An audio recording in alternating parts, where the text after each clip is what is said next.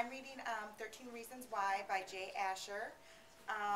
This book was the third most challenged book in the nation in 2012. Challenges to schools and libraries included claims that the book contains drugs, alcohol, smoking, and suicide. It's sexually explicit and it contains inappropriate materials for its intended age group. I've actually never read this book. It's on my to-read list. That's why I picked it. It was recommended. Oh, there's comments in here. That's interesting. Sad and very depressing. Okay. Sir, she repeats, how soon do you want it to get there? I rub 2 fingers hard over my left eyebrow. The throbbing has become intense. It doesn't matter, I say.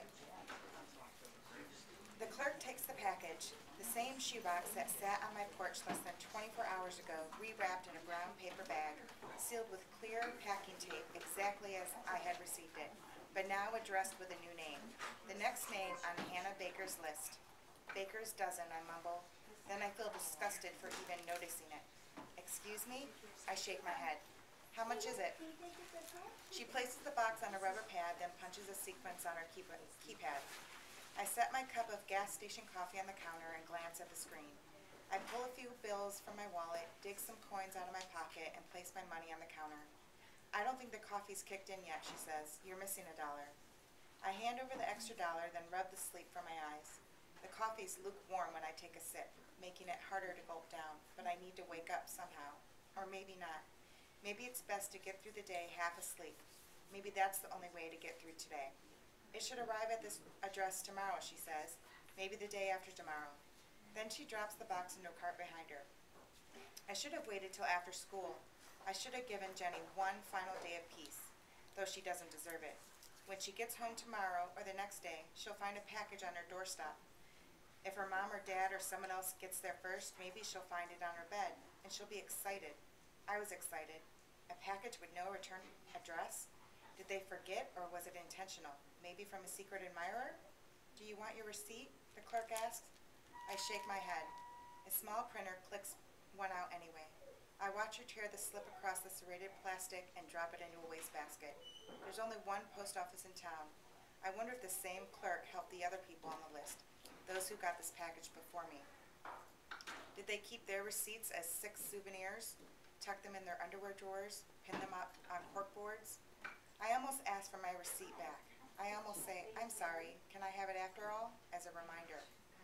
But if I wanted a reminder, I could have made copies of the tapes or saved the map. But I never want to hear those tapes again.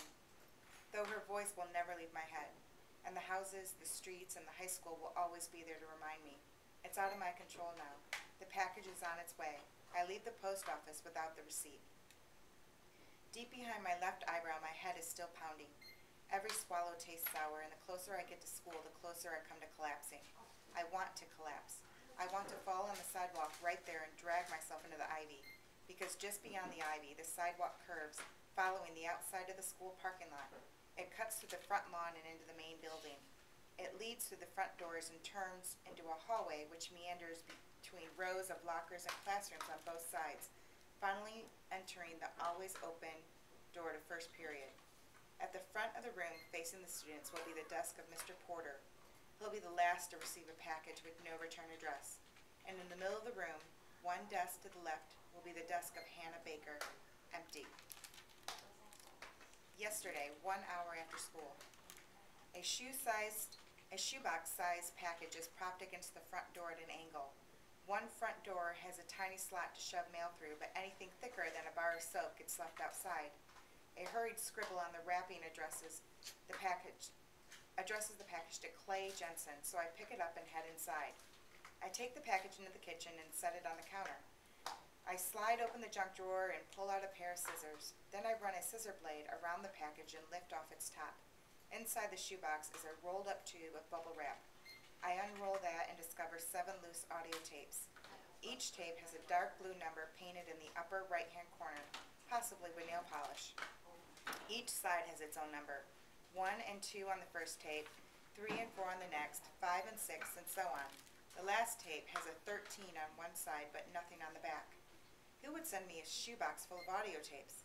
No one listens to tapes anymore. Do I even have a way to play them? The garage, the stereo on the workbench. My dad bought it at a yard sale for almost nothing. It's old, so he doesn't care if it gets covered with sawdust or splattered with paint. And best of all, it plays tapes. I drag a stool in front of the workbench, drop my backpack to the floor, and then sit down. I press eject on the player. A plastic door eases open, and I slide in the first tape. Cassette number 1, side A. Hello, boys and girls. Hannah Baker here, live and in stereo. I don't believe it. No return engagements, no encore, and this time, absolutely no requests. No, I can't believe it. Hannah Baker killed herself. I hope you're ready, because I'm about to tell you the story of my life. More specifically, why my life ended. And if you're listening to these tapes, you're one of the reasons why.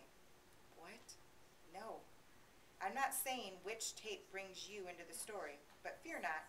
If you received this lovely little box, your name will pop up, I promise. Now, why would a dead girl lie?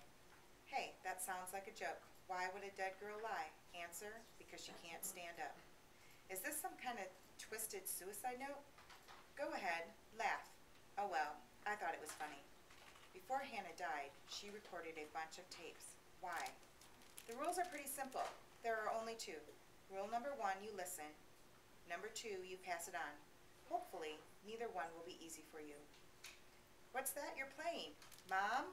I scramble for the stereo, hitting several buttons all at once. Mom, you scared me, I say. It's nothing, a school project. My go-to answer for anything. Staying out late? School project. Need extra money? School project. And now the tapes of a girl who 2 weeks ago swallowed a handful of pills? School project. Can I listen? She asks. It's not mine, I say. I scrape the toe of my shoe against the concrete floor. I'm helping a friend. It's for history. It's boring. Well, that's nice of you, she says. She leans over my shoulder and lifts a dusty rag, one of my old cloth diapers, to remove a tape measure hidden beneath. Then she kisses my forehead. I'll leave you in peace. I wait till the door clicks shut. Then I place a finger over the play button. My fingers, my hands, my arms, my neck, everything feels hollow. Not enough strength to press a single button on a stereo. I pick up the cloth diaper and drape it over the shoebox to hide it from my eyes. I wish I'd never seen that box or the 7 tapes inside it. Hitting play that first time was easy, a piece of cake. I had no idea what I was about to hear, but this time it's one of the most frightening things I've ever done. I turn the volume down and press play. 1, you listen. Number 2, you pass it on. Hopefully, neither one will be easy for you. When you're done listening to all 13 sides, because there are 13 sides to every story, rewind the tapes, put them back in the box, and pass them on to whoever follows your little tale. And you, lucky number 13, you can take the tapes straight to hell.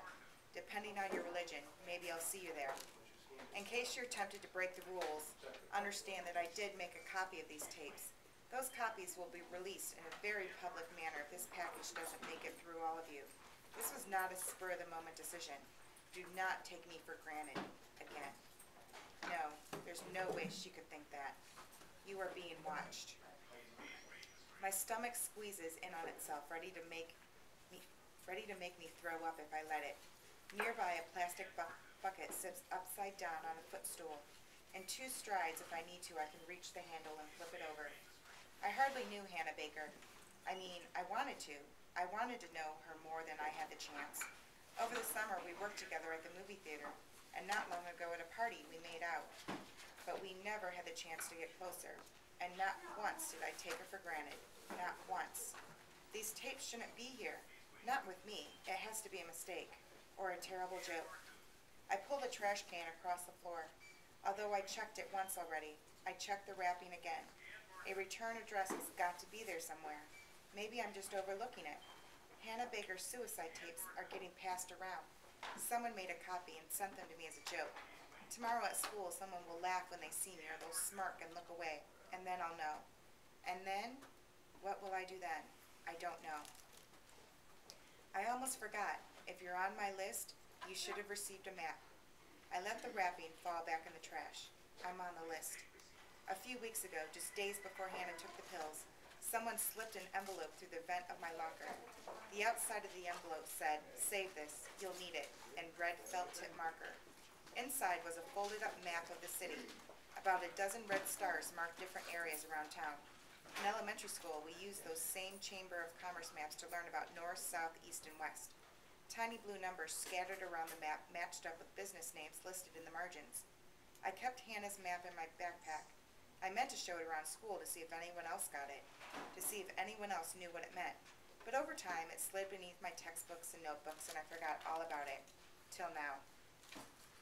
Throughout the tapes, I'll be mentioning several spots around our beloved city for you to visit. I can't force you to go there, but if you'd like a little more insight, just head for the stars. Or, if you'd like, just throw the map away and I'll never know. As Hannah speaks through the dusty speakers, I feel the weight of my backpack pressing against my leg. Inside, crushed somewhere at the bottom, is her map. Or maybe I will. I'm not actually sure how this whole dead thing works. Who knows? Maybe I'm standing behind you right now. I lean forward, propping my elbows on the workbench. I let my face fall into my hands and I slide my fingers back into unexpectedly damp hair. I'm sorry, that wasn't fair. Ready, Mr. Foley? Justin Foley, a senior. He was Hannah's first kiss. But why do I know that? Justin, honey, you were my very first kiss, my very first hand to hold. You were nothing more than an average guy. And I don't say that to be mean, I don't. There was just something about you that made me need to be your girlfriend. To this day, I don't know exactly what that was, but it was there, and it was amazingly strong. You don't know this, but 2 years ago when I was a freshman and you were a sophomore, I used to follow you around. For 6th period, I worked in the attendance office, so I knew every one of your classes. I even photocopied your schedule, which I'm sure I still have here somewhere. And when they would go through my belongings, they'll probably toss it away thinking a freshman crush has no relevance. But does it? For me, yes it does. I went back as far as you to find an introduction to my story. And this really is where it begins. So where am I on this list, among these stories? Second? Third? Does it get worse as it goes along? She said lucky number 13 could take the tapes to hell. When you reach the end of these tapes, Justin, I hope you'll understand your role in all of this. Because it may seem like a small role now, but it matters. In the end, everything matters. Betrayal, it's one of the worst feelings. I know you didn't mean to let me down. In fact, most of you listening probably had no idea what you were doing, what you were truly doing. What was I doing, Hannah?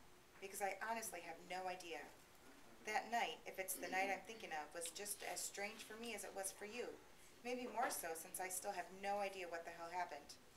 Our first red star can be found at C4. Take your finger over to C and drop it down to 4. That's right, like Battleship. When you're done with this tape, you should go there. We only lived in that house a short while, the summer before my freshman year, but it's where we lived when we first came to town. And it's where I first saw you, Justin. Maybe you'll remember, you were in love with my friend Kat.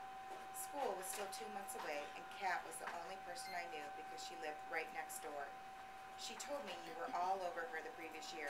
Not literally all over her, just staring and accidentally bumping into her in the halls. I mean, those were accidents, right? Kat told me that at the end of the school dance, you finally found the nerve to do more than stare and bump into her. The two of you danced every slow song together. And soon, she told me, she was going to let you kiss her. The very first kiss of her life. What an honor. The stories must be bad. Really bad. That's the only reason the tapes are passing on from one person to the next. Out of fear. Why would you want to mail out a bunch of tapes blaming you in a suicide? You wouldn't. But Hannah wants us, those of us on the list, to hear what she has to say.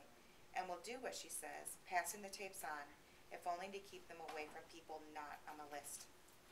The list. It sounds like a secret club, an exclusive club, and for some reason, I'm in it. I wanted to see what you look like, Justin, so we called you from my house and told you to come over. We called you from my house because Kat didn't want you to know where she lived. Well, not yet. Just wrap it up. Okay.